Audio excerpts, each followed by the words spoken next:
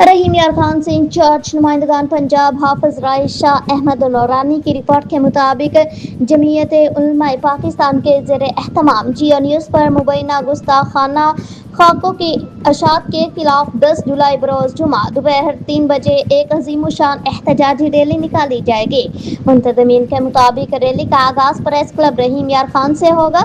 Rally की सरपरस्ती सदर जमीयत उलमाए पाकिस्तान पंजाब अलामा मौलाना नूर अहमद सियाल करेंगे, जबकि नायब सदर जमीयत उलमाए पाकिस्तान पंजाब चौधरी रियाज नूरी की ज़ेर निगरानी रैली मुनक्किद होगी। इस मौका पर मरूफ सियासी समाजी शख्सियत मौलाना अब्दुल हकीम नौरानी खसूसी शिरकत करेंगे।